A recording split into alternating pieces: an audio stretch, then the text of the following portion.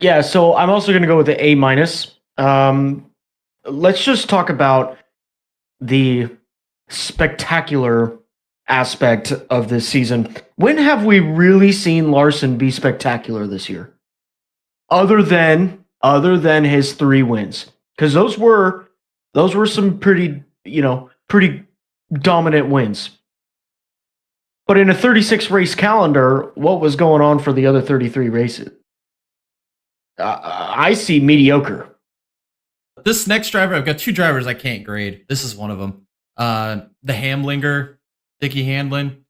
I can't grade him in good faith, right? Let's put this in perspective. What was his entire goal for these last 2 years? Win a championship. That's it. There's no other goal besides win the champ. Like, his other goal was 60 wins. He nailed that this year. He didn't win the championship. I mean, you could blame the system all you want. You could blame the green white checker. You could blame the gimmicks. You could blame the points format. All this stuff you can blame. But at the end of the day, the ultimate goal was him to win the championship, and he still couldn't win it. He's found a way to lose it. How many times have we seen this? On repeat, year after year after year after year. It's life, death, taxes, and Denny Hamlin choking away another championship. Choking on the big one, as we like to say. And he did it again this year. He sucks. He sucks. Am I saying he's not like a great talent and Hall of Famer? It doesn't matter. He didn't win the damn championship. Best driver to not win a championship? It's not Denny Hamlin. It's not. The best driver to not win a championship is Mark Martin. So, stay mad. What's Denny Hamlin going to end his career on? Being the guy that choked on the big one. Non-gradable. This is Jay from the Dega Boys, reminding you to like this video if you're enjoying it so far. Make sure to hit the subscribe button to see more great content like this. Don't forget to hit the bell icon to stay notified of all future uploads on this channel. Thanks for watching. Now back to the video. Next one on the list is Chase Briscoe. This is one of my 2 A pluses this year. And I mostly given him the A plus because his agent is an absolute legend, man. He goes and buys the best Dollar General knee pads a dollar could buy. Absolutely puts him with the best team at the best team with probably the most underrated crew chief, I think, in all of NASCAR. And they literally went on a tear this year. And I don't think Briscoe's really all that great. I think really anybody with his talent level or better would have done exactly what he did and maybe even won the championship this year. And with that being said, you can't hate a guy for doing what he was supposed to do in this situation. Honestly, I don't think he'll ever get another A plus. I feel like this is there's not much more he could have done. This is the best. This is peak Chase Briscoe. Is this William Byron? Is what we saw over the last 3 years, is this just who William Byron is? Is he that guy that's always going to start the season strong, fade away into absolute non-competitive fucking milk carton in the middle of the summer, and then show back up at the end of the year and still come short of the championship? Is that just who William Byron is? William Byron, I got a big bone to pick with this one. How can a company go out there, make a game for the NASCAR Racing Series, and then give William Byron the only driver with 100% overall stats?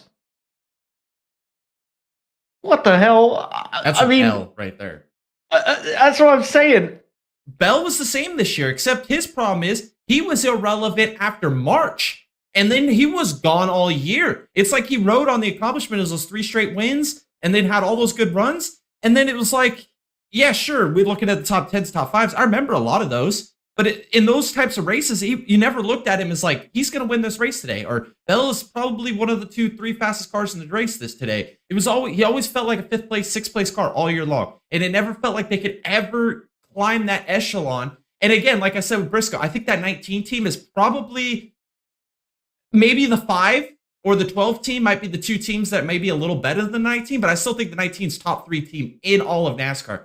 Bell, I can't say that about that team. I think that team's like 7th or 8th best team in all of NASCAR. I think he's probably 3rd in his stable. I look at the 20 team kind of like how I look at that 48 team. I look at him at the same level. Bell put the team on his back a lot this year, and when we're grading his driver grade with a B+, a lot of that I feel like goes and lies back on the team. Bell's much better driver than what a lot of those stats and where he ended in the points finish this year. I think that exactly B+ is being generous, and I think that unless they make some changes internally on that 20 team, I think that this is the peak for Bell. Is going to be fringe championship 4 and can't win the championship. Start strong, and it doesn't translate through the end of the season. That's just how I feel. B+. Yeah, I'm also going to hit it with the A-. He had 4 wins this year, 15 top 5s, and 19 top 10s. Racing for almost what feels like a disintegrating Penske motorsport. Team Penske. I don't know how you get much better than that. Well, I think the biggest thing too is you didn't even mention the 8 DNFs, and he still almost made championship 4. Yeah, that shows how good that team is. Yeah, I think. Well, look, if you compare it to Ryan Blaney, it's close to a C-, in my opinion. I think that when you're supposed to be in top tier equipment and you pull off 1 win, 7 top 5s. And 13 top 10s throughout the year. What are you doing? What are you doing? That's actually disgusting behavior. Like, lock this man up. You know, like, screw the milk carton, put a wanted poster up. That guy needs to go to jail. You know what I mean? Like, it's honestly disgusting. There's people who would literally kill to be in that seat. And honestly, it just feels like he shows up to the racetrack and he's just like, well, I guess let's go run a race, boys. You know, like I just, I don't understand it. I'm going to ride this train. Okay. You're running for one of the top teams in NASCAR and you pull out 2 wins, 11 top 5s, and 19 top 10s. All right. What are we doing? You're 8th. Is that 8th in points? Yeah, 8th. The bottom of the barrel for the round of 8. As a Hendrick freaking team, and your teammate goes to win the championship. Your other teammate's in the final 4. And then you got one below you. We'll get to that. But we'll get this to that. right here, this can't. I mean, if you're not going to make the final 4, you should be beating Joey Logano, dude. Next would be Tyler Reddick. I'm giving him a flat C. I mean, this was and I feel like I'm being nice with a flat C, but he had to have been the most irrelevant red dick I've ever seen, bro. Like that was a bad year. That was a bad year. Especially bringing everybody back, the whole team. They were in the championship 4 last year. Last year they had times they looked goddamn unbeatable. This team put themselves on the map. It looked like one of the best teams in NASCAR. And then they go out this year and laid an absolute stinker, a goose egg in the win column. 7 top 5s, 14 top 10. It's not like he was DNFing out of race. He only had 1 DNF. It's not like they were having those kind of woes. They just didn't have speed. They brought speed nowhere. And what was the one guy every week that on a road course you'd hear the freaking who's the hot pick this week to upset SVG at a road course? They would always come up Reddick, and then he was nowhere to be found. Like not even milk carton loss. Like straight up FBI search 20-yard search party to find this man on a road course this year. Miserable season. I feel like I'm being generous with the C, but I'm going to give him a C just because I feel bad for the little red dick. You know, there's 2 races that define Ross Chastain's season, right?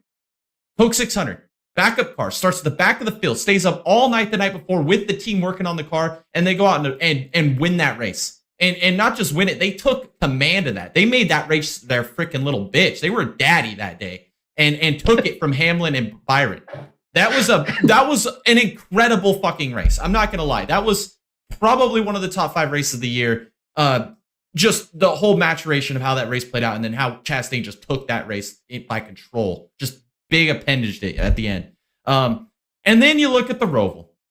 And I felt like that was the nice cherry on top bookend to what kind of season that Ross Chastain had. He tried really hard. He tried so hard, but he made a mistake in the final chicane. And in true Chastain essence, he pops that thing in reverse before he finishes a spin and still gives it every ounce of God he has left in it, bro, to try and make that next round of the playoffs. But that team just ain't it, man. Not this year. I'm going to give Bubba a B. I think that with all the noise going on around him, I think that with a struggling teammate that he had, not a lot of data coming in. I think what he did on some weekends was very commendable, especially that win at the Brickyard. Holy cow, what a freaking win! But yeah, I'm going to stick with a B for Bubba.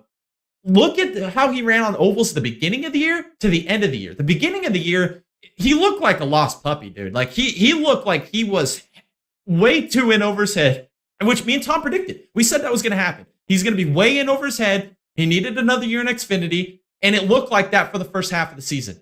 Then we fast forward to the end of the season. He's at Richmond running against the wall. He's rim riding the wall at Vegas. Like, other drivers are watching him do it. They're like, how the hell is he doing that? Like, these guys are dudes that done this their whole life, and they're watching SVG do shit that they can't even do. Like, he's going to figure it out, guys. And once he gets a win on an oval, or at least starts competing in the top 10 more consistently on these ovals, holy shit, dude.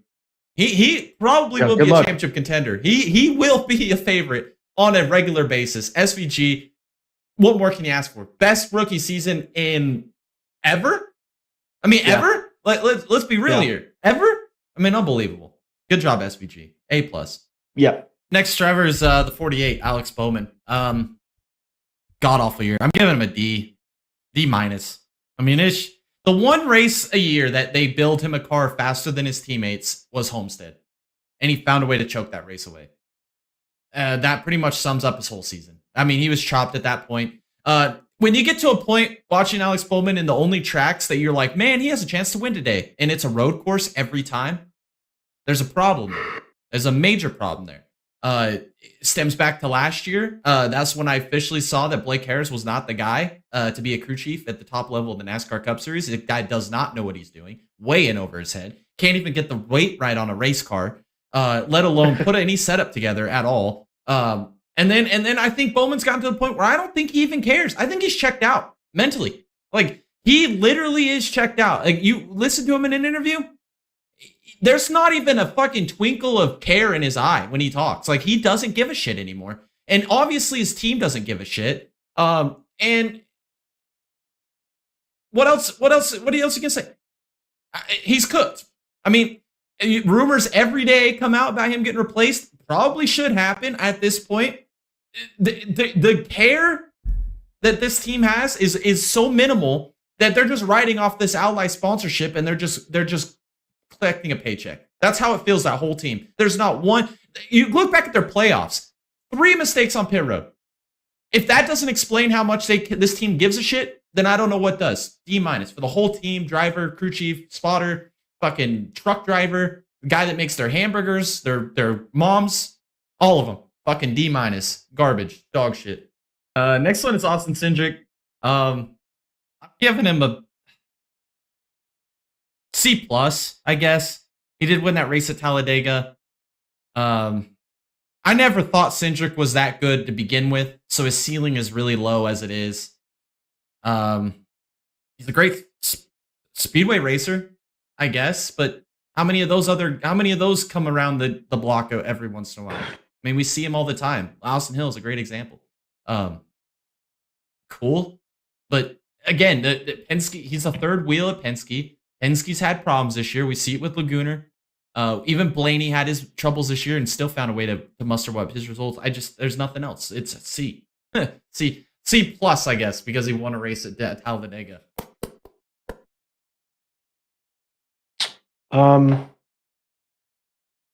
I'm gonna do it again, Jay. Everything you just said with the grade, I have literally nothing to add about this guy. Nothing. I don't. I have nothing. Austin Dillon, I'm gonna give him a C+ because of the absolute redemption at Richmond this year. I love to see it. Fuck NASCAR. Nice redemption story. I wanted that. I wanted that win more than anything, dude. And he did it, dude. Good shit. Here's where this slight variation comes in from. I think that was the most impressive thing that I've probably seen this year. Honestly, we saw a dying RCR car win a race. Holy shit, dude. Good Lord. But here's the funny part. He only had one top 5 this year.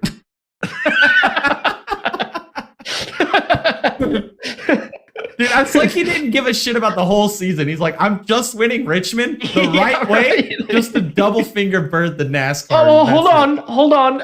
He won Richmond the right way the last time too. That's true. You can't change my mind. You can't change my mind. I'm gonna give him a. I don't know. I'll give him a C.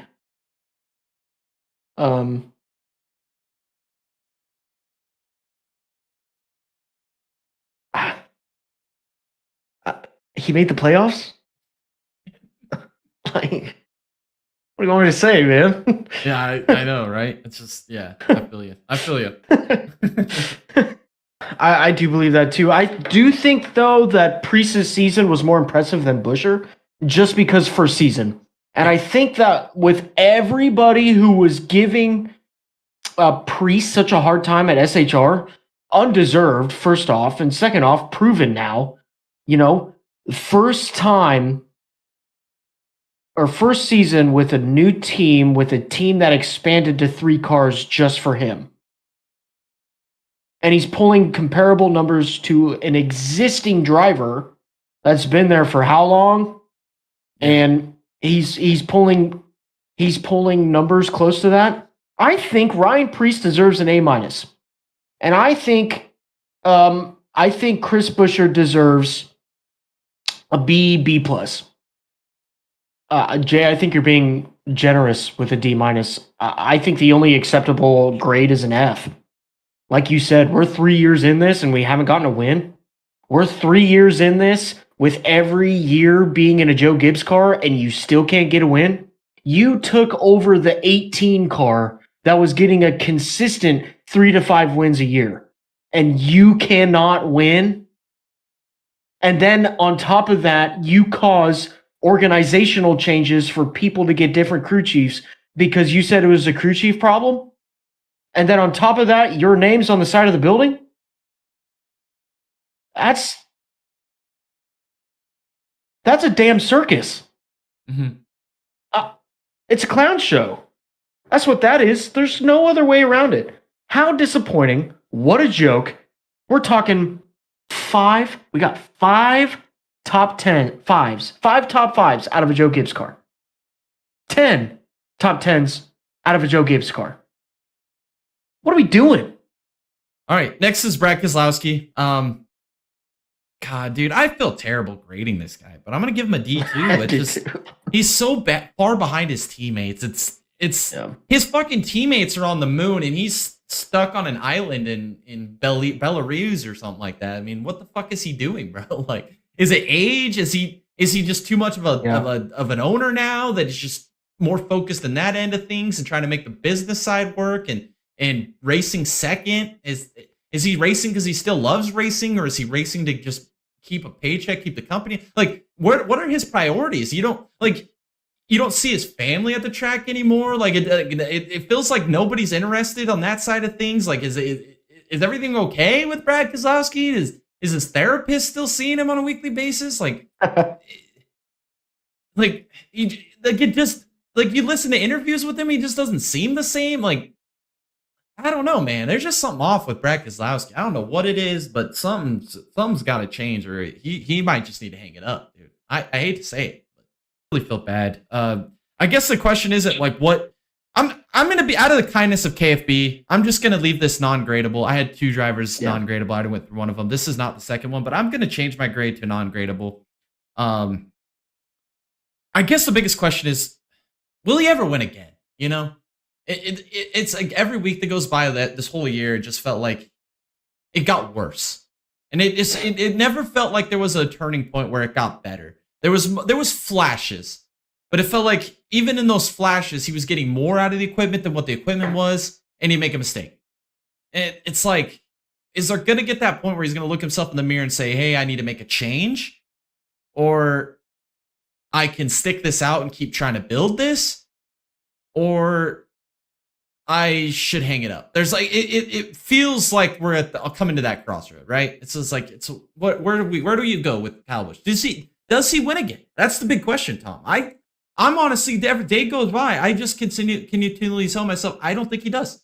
I don't think Kyle Busch will ever win another. Not with RCR. I think it was career suicide moving to Spire for Michael McDowell. Oh, what yeah, he had 100%. built at front row with Peterson as crew chief, and all the engineers and everything that he had there, they brought the whole team from what they were doing at front row, overachieving and threatening playoffs and winning races and being competitive on a weekly basis and being that underdog. They brought all of that to Spire, and it digressed.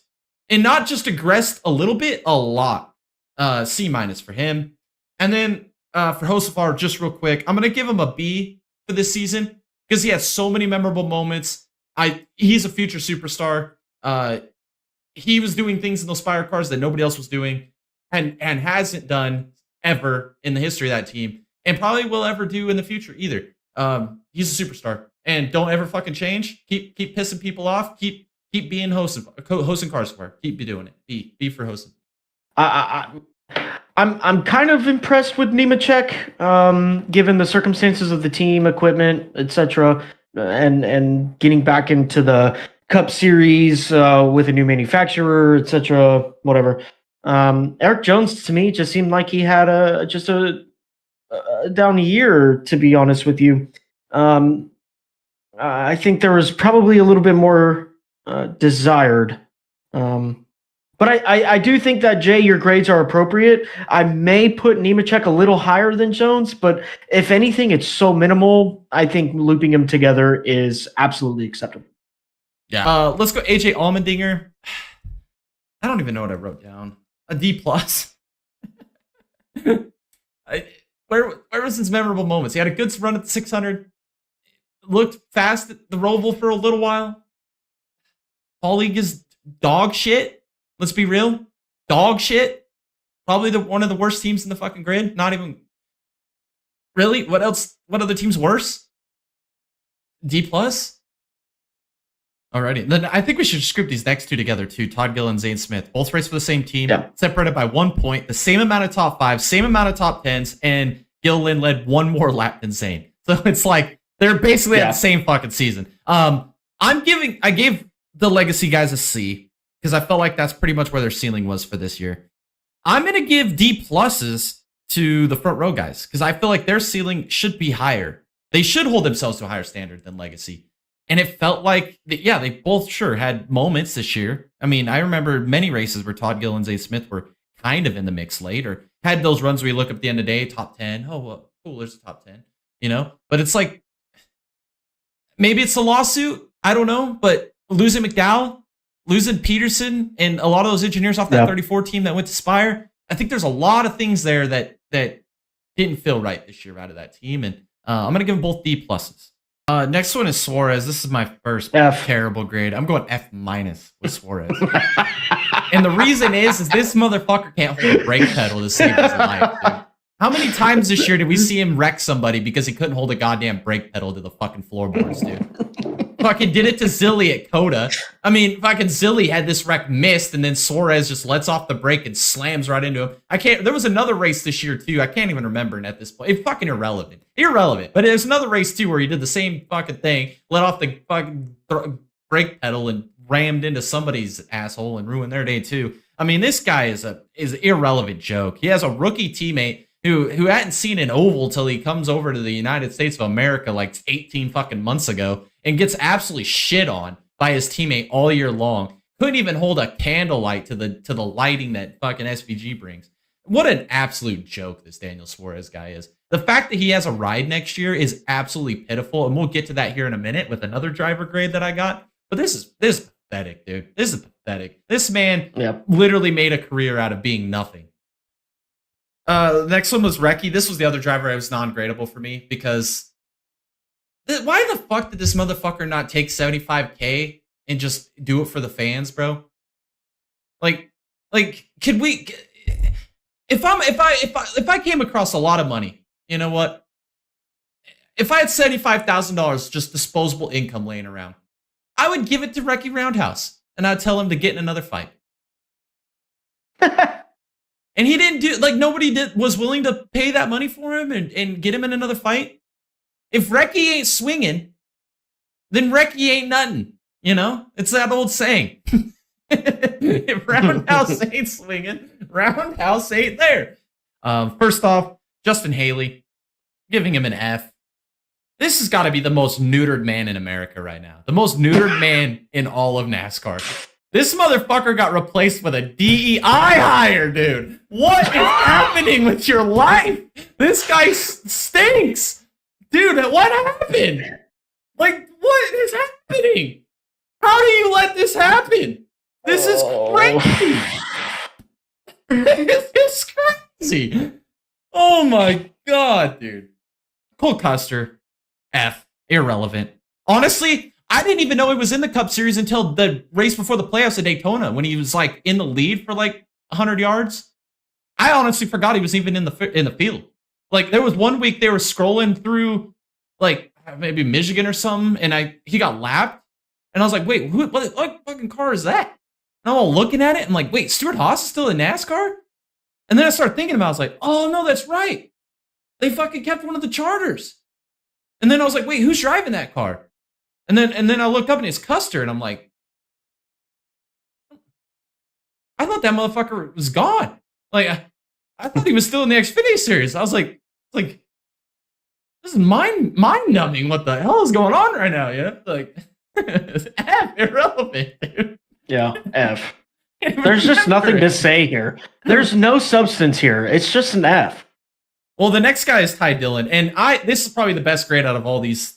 Yeah. I know where you're going with this. C plus because of the freaking amazing run he had in the in-season tournament. Let's be real, guys. For like 6 weeks in the middle of fucking July, we're talking about Ty Dillon. Talk about keeping yourself relevant. That's how you don't get replaced by a DEI hire. Take notes, ladies and gentlemen. You make a run in the in-season tournament. You straight up make a run to the finals in the in-season tournament. And shit, dude. Can you imagine if he won that damn thing?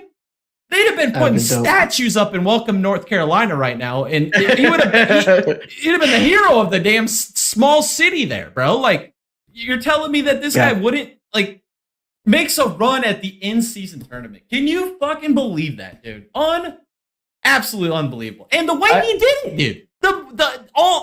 Every matchup he had, it was the underdog. And somehow by the grace of God, it was like seeing Jesus coming out of the sky and just hoisting that 10 car in front of the other guy that he was miracles. Miracles can't happen.